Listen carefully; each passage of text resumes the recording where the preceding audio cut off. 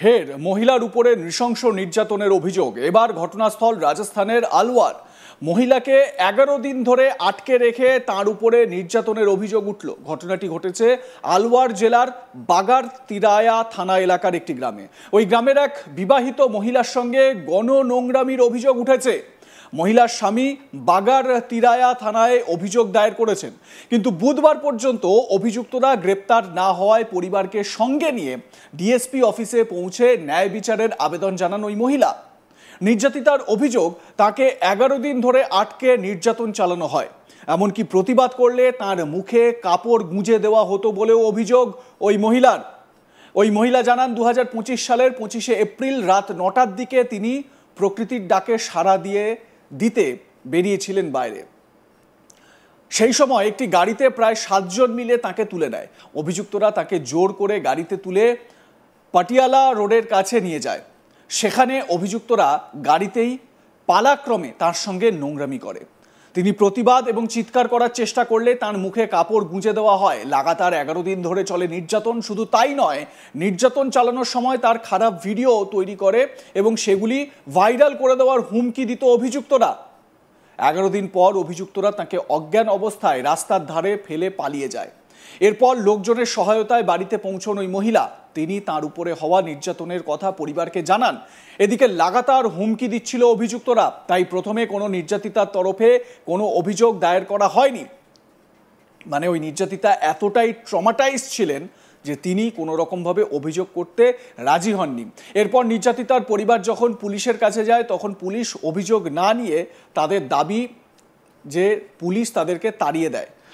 পরবর্তীতে মহিলা আদালতের দ্বারস্থ হন এবং আদালতের নির্দেশে পুলিশ 2রা জুন 2025 তারিখে অভিযোগ নেয়। কিন্তু তারপর থেকে অভিযুক্তদের বিরুদ্ধে কোনো ব্যবস্থা নেওয়া হয়নি বলে অভিযোগ। এই পরিস্থিতিতে ডিএসপির দ্বারস্থ নির্যাতিতা ও তার পরিবার। নির্যাতিতা ওই মহিলা কি বলছেন শুনুন তার অভিযোগ। मैं मेरे घर से रात को 9 बजे 24 तारीख चौथा महीना फ्रेश होने के लिए अपने घर से थोड़ी दूर गई थी, तो वहाँ पे एकदम से एक बोलेरो गाड़ी आई। उसमें मुबीन, इकबाल, आरिफ 3 आदमी थे और मुझे उस गाड़ी में ज़बरदस्ती डालकर ले गए। वहाँ से मुझे तिराया धर्म कांटा के पास ले जाकर गाड़ी रोक दी। वहाँ पे साजिद, शौकीन, राहुल, साहिल भी उनको मिल गए। वो भी उसी गाड़ी में बैठकर पनियाला रोड पर मुझे ले गए। ले जाने के बाद वहाँ पर सभी ने बारी बारी से मेरी बिना रजाबंदी के मेरे साथ किया। मैंने शोर मचाने की, हल्ला मचाने की कोशिश करी, तो उसके बाद मुबीन ने मेरे मुंह में कपड़ा डाल दिया। शौकीन और साजिद ने मेरे हाथ पैर बांध दिए। आरिफ ने मेरे कान पर कट्टा लगा दिया। किसी को बताने की कोशिश करी, हल्ला मचाया तो मुझे मारकर तेरी को यहीं टिकाने लगा दूंगा। उसके बाद मुझे नहीं पता 10 दिन तक मुझे कहाँ कहाँ रखा गया। 5 तारीख को मुझे तिराया पर इकबाल छोड़कर चला गया। उसके बाद किसी अनजान व्यक्ति के फ़ोन से मैंने अपने पति को फ़ोन लगाया। वो मुझे घर पर 3 लोग ले गए, 2 मोटरसाइकिल से आकर ले गए। उसके बाद उन्होंने मुझे समझाया, दवाई वाला दिलाई, मेरे को तैयब वकील के पास रिपोर्ट कराने के लिए ले गए। मैंने रिपोर्ट कर दी। उसके बाद तौफीक, रुबीना, मुस्तकीम और फारूक ने फ़ोन पर धमकियां दी।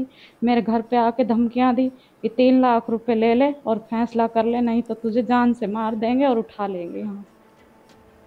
নির্যাতিতা মহিলার বয়ান আপনাদের শোনালাম। পুরো ঘটনাক্রম তিনি স্পষ্ট বললেন। ইতিমধ্যেই মামলার তদন্তভার গিয়েছে রামগড়ের ডিএসপি সুনীল কুমার শর্মার কাছে। পুলিশ আধিকারিক শীঘ্রই এ বিষয়ে ব্যবস্থা গ্রহণের আশ্বাস দিয়েছেন। অতিরিক্ত পুলিশ সুপার তেজপাল সিং বলেন, নির্যাতিতার অভিযোগের ভিত্তিতে একটি এফআইআর দায়ের করা হয়েছে, তদন্ত চলছে। খুবই দেরি হয়ে গেছে সেইভাবে দেখা হচ্ছে। নির্যাতিতার ডাক্তারি পরীক্ষা করা হবে এবং আদালতে তার বক্তব্যও রেকর্ড করা হবে। এই মামলার অভিযুক্তরা এখনো পলাতক, তাদের শীঘ্রই গ্রেপ্তার করা হবে। তেজপাল সিং অতিরিক্ত পুলিশ সুপার কি বলেছেন শুনুন। उसमें अभी प्रकरण पंजीबद्ध किया है और अभी बिल्कुल पंजीबद्ध हुआ है, अनुसंधान कर रहे हैं क्योंकि काफी लेट हुआ है मामला, तो इसको भी अपन उस तरह से देख रहे हैं मेडिकल करवाया जाएगा। हालांकि वैसे काफी डिले हो गया और कोर्ट में बयान करवाएंगे। ये पीड़िता ने कोर्ट केस से मामला दर्ज है, पुलिस में मामला दर्ज नहीं, ऐसा नहीं है। पुलिस पे अगर आता है तो संज्ञेय अपराध में इमीडिएटली हम दर्ज करते हैं।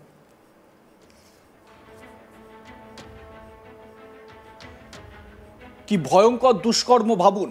আর এই সমাজ কতটা খোকলা হয়ে গেছে, সমাজের কতটা বিকৃতি, সেটা এই ঘটনা থেকে পরিষ্কার। এক মহিলা, তিনি উঠেছিলেন, হয়তো একটু ফ্রেশ হতে গেছিলেন, টয়লেটে যাবেন সেই কারণে, এবং সেই সময় তাকে মুখ বেঁধে তুলে নিয়ে যাওয়া হলো। তারপর গাড়ির মধ্যে তার সঙ্গে নোংরামো করা হলো, তার সম্ভ্রম নষ্ট করা হলো।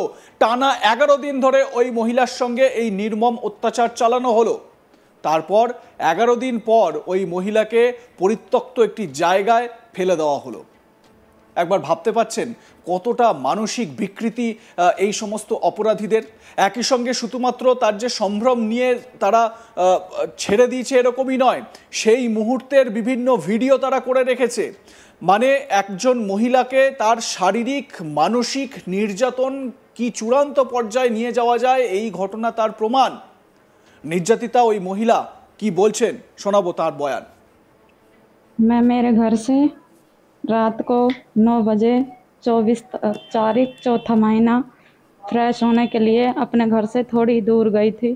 तो वहाँ पे एकदम से एक बोलेरो गाड़ी आई। उसमें मुबीन, इकबाल, आरिफ 3 आदमी थे और मुझे उस गाड़ी में ज़बरदस्ती डालकर ले गए।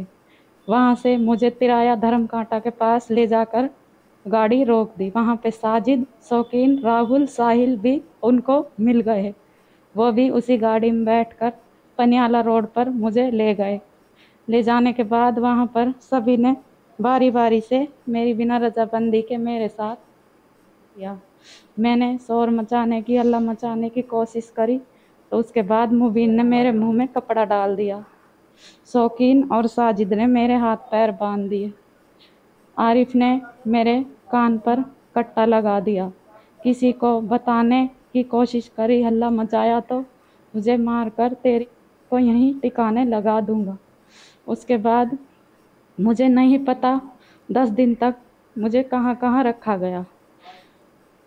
5 तारीख को मुझे तिराया पर इकबाल छोड़कर चला गया। उसके बाद किसी अनजान व्यक्ति के फ़ोन से मैंने अपने पति को फ़ोन लगाया।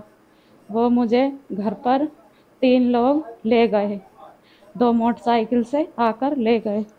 उसके बाद उन्होंने मुझे समझाया, दवाई वाला दिलाई।